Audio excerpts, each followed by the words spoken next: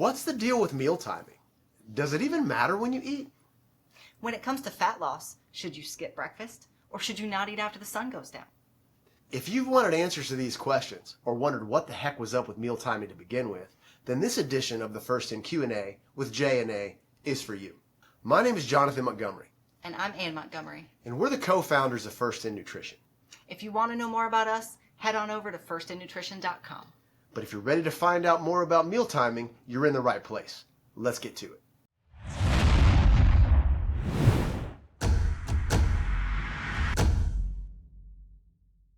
Well, I'd kind of planned on doing a little dilly-dallying, doing a little time wasting, a little housekeeping or whatever. But since Krista's here, Let's get it. I think we should just get right to it. Yeah, What do you think? I think so. Think we should get to it? Let's do it. All right, fam. Krista asked a question. And it's a good question. Much ado about meal timing. Krista asks, does it matter what time in the day you eat? Like, should you try to finish eating early in the evening? And more specifically, I have heard if you're trying to lose weight, it's better to not eat any carbs after a certain time of day. And this is a great question. It's a good I like that you specified a few things too. It's a great question, and I don't know if you like what I like about this, but my favorite part of this question is, I have heard, in quotes, and then you typed in parentheses, red flag. And to me, that is my favorite part of this question because it shows you're thinking. It shows that not everything we hear is always going to be what it's cracked up to be. And it also shows that there is a lot of benefit to skepticism, provided we don't let that initial skepticism form a decision without seeking more information. And to me, that was my favorite part of the question. Yeah. Not that I don't like the rest of the question, I'm not going to answer it, but I really like that. So good on you, Krista. But let's get this in sequence. Does it matter what time of the day you eat? Is part one. Should you try to finish eating in early in the evening? Have your food done by early in the evening. Part two. And then more specifically, if you're trying to lose weight, you've heard it's better to not eat any carbs. So we're going to take this from the macro and then get a little bit to the micro. Does it matter what time in the day you eat? Yeah, of course it matters. But not always for the reasons we think or the reasons we've been told. Now, if we want to get super nuanced in terms of are there benefits of structuring food around certain activities? Are there benefits around timing macronutrients based on performance requirements and or desired outcomes? Then yeah. But at the end of the day, what matters most about the times of the day you eat is, do you enjoy it? Do you enjoy the pattern that you're establishing? Because peeling back a lot of the literature and a lot of the stuff you've heard about meal timing, most of the positive benefits, when you actually dig into it, come down to adherence and consistency, right? So the most important thing about meal timing and when it's going to matter when you eat throughout the day is how it impacts your ability to follow a plan.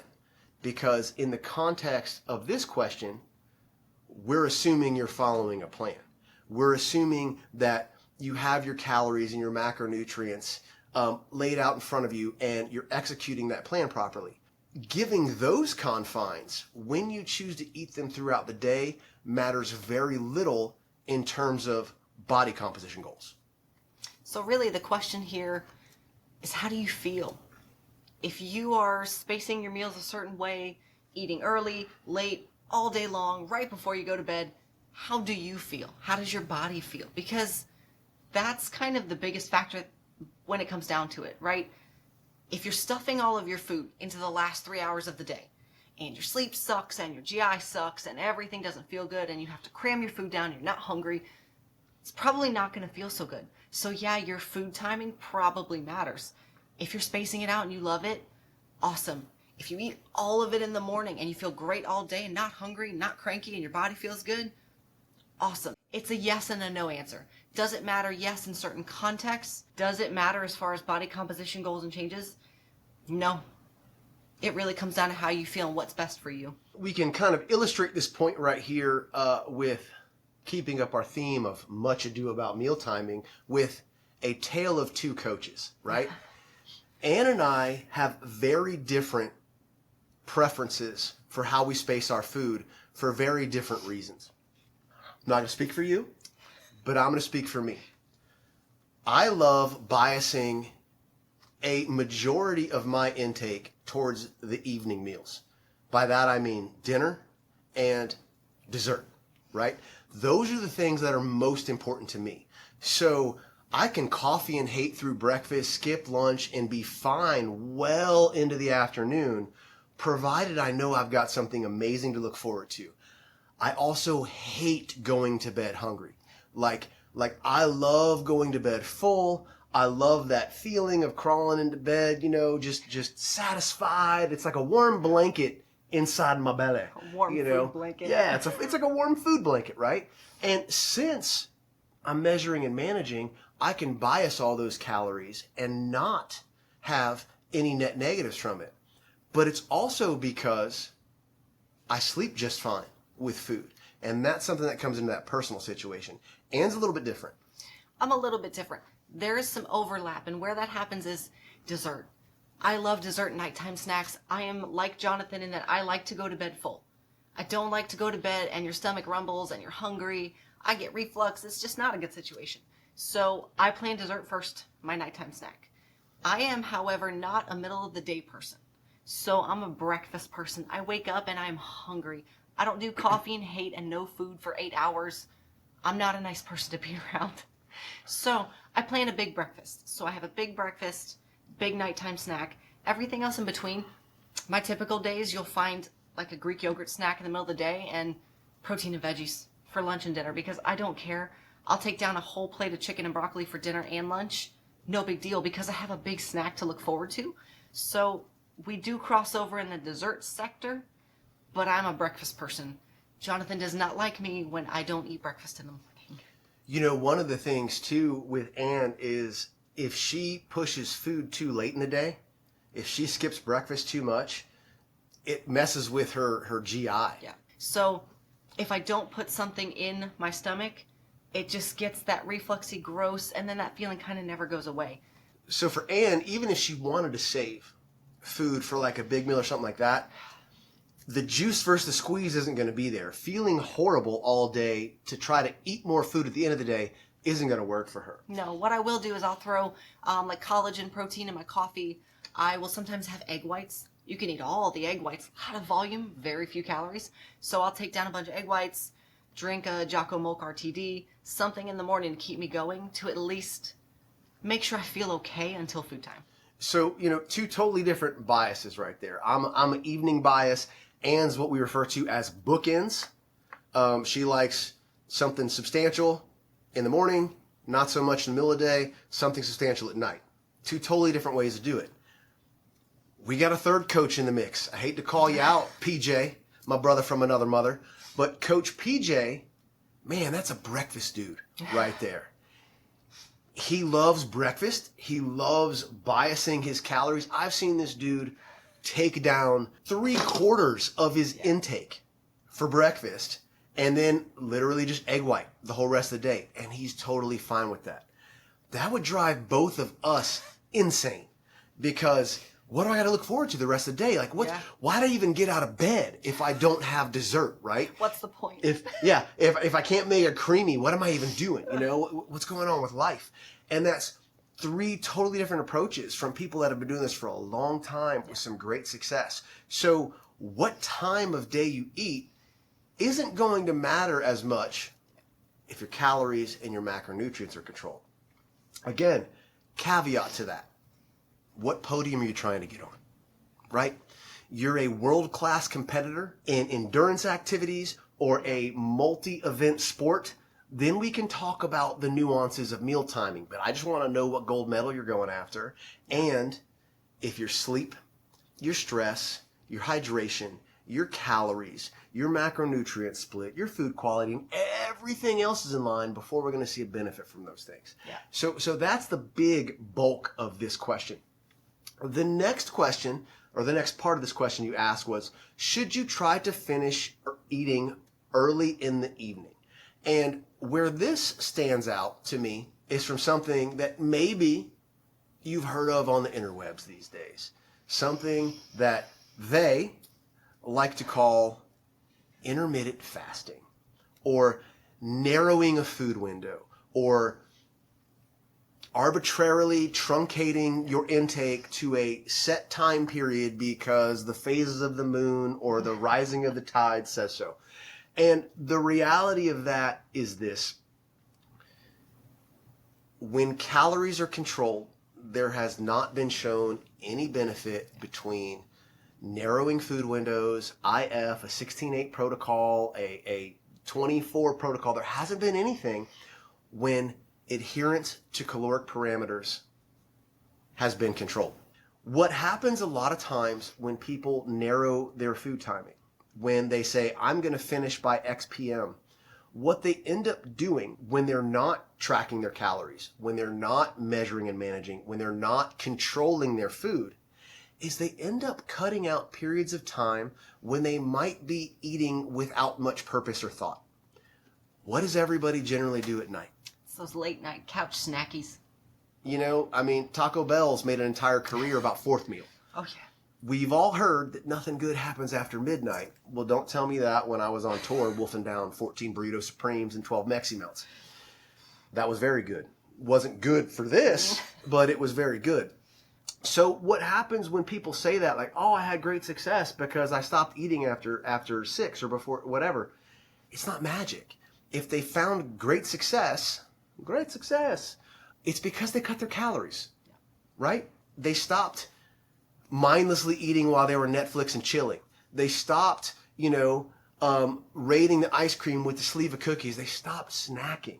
That time period, too, especially is when, like, you put the kids to bed, or you stop working, close the laptop, or your partner comes home, your day starts to kind of wind down, and all the stress starts to fall on your shoulders and get into your brain, and the feels come out, and the boredom comes out, and that's when people typically turn to eating their feels. So, yeah, you cut out that window, and you stop eating your feels, and all of those calories disappear. And y'all, now you know why we plan dessert first. Yeah. Because we're stressed at that time of night. We're wanting to eat our feels. We've lost our minds, and we're watching a show. We're watching an old episode of Letterkenny. Pitter patter. Pitter patter, let's get at her. So we plan dessert so we can work with those feelings and not against them. So when we talk about narrowing these windows, that's why people say they have success. And it works great until it doesn't. It's the same thing with waiting to start eating. Man, if you want to skip breakfast, skip breakfast. We don't have to call it fasting. We could just call it, hey man, I'm going to skip breakfast so I can eat more lunch and dinner.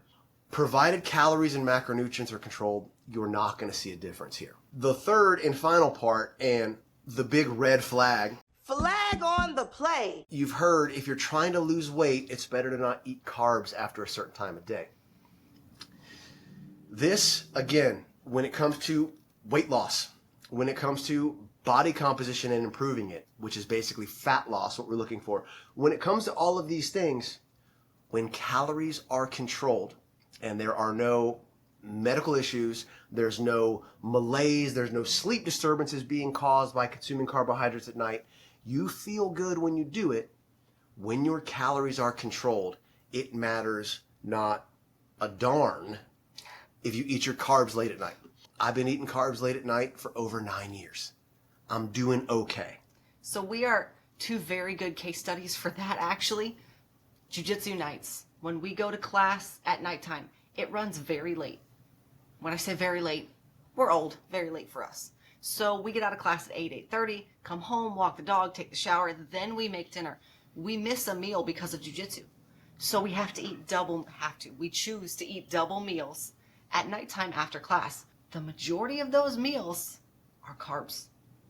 There is some protein, but it's a lot of carbs. Like, I will sit down to a gigantic bowl of oats, like several servings of oatmeal, topped with all the fruit and maybe some caramel sauce. It hasn't been an issue. Why? Because we track our macros, we stay on plan, and our calories overall are controlled because we plan to do it that way, and we both like to go to bed full and happy. And here's the thing. I don't want to beat the dead horse, but I'm going to beat this dead horse. What's going on here, and what we've said, and the common theme about this, is when your calories are controlled. When your calories are controlled, they are your calories, and you can spend them in that 24-hour window however you want. When they are not controlled, well, you're just guessing.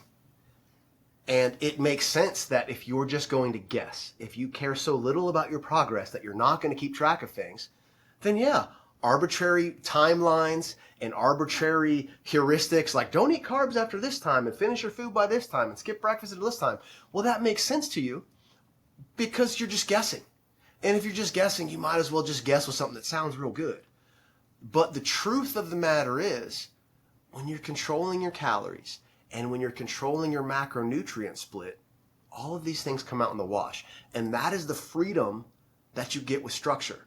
That is the reason, we do this, and we've done this for 9 years, is because we don't have to worry about any of these weird, strange, phases of the moon, how we cut our plate. We get to simply just eat the foods we enjoy in the amounts that help us make progress at the times that fit our lifestyle. And that's what leads, in my opinion, to sustainable success. You're finding a plan that fits your life. You're not forcing your life to fit a plan. What you're following up here with, Krista, is that makes a lot of sense. It matters for elite athletes, but even for them, not as much as calories and macros. 100%. 100%. You're talking about, as you go further nuanced with these things, the marginal rate of return gets less and less and less for the time investment. Now, when you're competing for a living, and every ounce, every gram, every second, every tenth of a second counts, then these things can possibly have an impact. But there's so many more factors to take into place before you do that. And these are the people that we talk about when we put out an SOS Sunday. It's one of our very first SOS Sundays on the email list. Talks about the ladder. We have a ladder on the path to progress. On those ladder, there are rungs of importance. We start with the big ones first, and it's always balance and consistency and macros first. The very top of the ladder gets towards food timing, because it really doesn't matter that much unless you are a person that has controlled all of those other variables first to a degree that you are a fraction of a percent off maybe once in a while. None of that other stuff matters. Control the big things first and don't worry about food timing. And what you're speculating on here with, I think the theory is that if you eat and go to bed, you won't burn any of those calories except for basal metabolism. Whereas if you stop eating and go on to somewhat be active for a couple hours, you burn some of those calories. And yeah, this is what all your ketogenic zealots like to talk about, and what your fasted cardio people like to talk about. Well, when you're in ketosis, you burn more fat. Correct. Yeah. Because you don't have any stored glycogen. So the only way you're going to get energy for that 70% of VO2 max activity level you're able to perform at is going to be through fat adaptation and fat oxidation. When people say, oh, when you do fasted cardio, you're burning more fat, that's somewhat correct, because due to rate of digestion, truly doing fasted activity is very, very difficult. So you're probably going to still be digesting dinner or snack unless you really truncated that food window. But just because you're burning more fat during activity, when you go back and replace it with excess calories, you're going to have plenty more fat to burn the next day. Controlling calories, controlling macronutrient profile, and being consistent is what matters for body composition over time. It doesn't matter what you burned in a lab one day. What matters is what you can do for the next day after, and the day after that, in the year after that, in the years after that. And that's where all of this stuff gets confused, because people want to find that soundbite to cling on to instead of actually peeling back the curtain on what really brings about sustainable change. And guys, it's really not the sexy secret. The secret everyone's looking for is in the thing they always try to avoid. And that's that personal accountability. And that's that accepting the outcomes of our actions. And that's making decisions every day that are aligned with our goals, even when we may not feel like doing it. Krista, here's the thing with that. So let's say that you are not tracking and you're not controlling your calories. And you just decide that at 5 p.m. every night, you're going to stop eating because you heard that if you stop eating early, you're going to lose fat. Okay, great. Except you're taking down a whopping 4,000 calories a day during the daytime, right? And you stop at 5 or 6 p.m. thinking, but I'm going to lose because I'm going to burn more overnight. Well, no, you're still in a calorie surplus. So even though you might swing one way later, you're undoing all of that earlier in the day. So it's a constant and it balances out day after day. So you got to be careful what you read sometimes, and you need a little more context. I think the thing is, too, is understanding that theories are great. How do they hold up when they're put into practice? And that's really that individual thing we talked about. Because, again, calories in, calories out. If they're controlled constantly and consistently, none of these little things matter. Does it matter if you burn more fat at night or burn more fat in the day or burn more fat at lunch? When calories are controlled, no, it doesn't. The degree of effectiveness and efficiency here is going to be so minimal, even if it were possible, that you're not going to notice it over time. So again, what you are going to notice over time is, do you hate your plan or do you look forward to your plan? And balancing that is going to bring a lot more positive impacts than really worrying about what stage the equinox is in terms of timing your succession of your intake. That's my thought on that. Yeah. Anna had a comment here that said, the one thing to be just aware of, for me at least, if I eat later at night, the scale is higher in the morning. So I have to mentally be aware not to panic. It doesn't matter what I eat later if it's up the next morning. Like Ann says, it's all a wash. Yes, and Bingo. we've talked about this before. This is a good point. This is one of those caveats.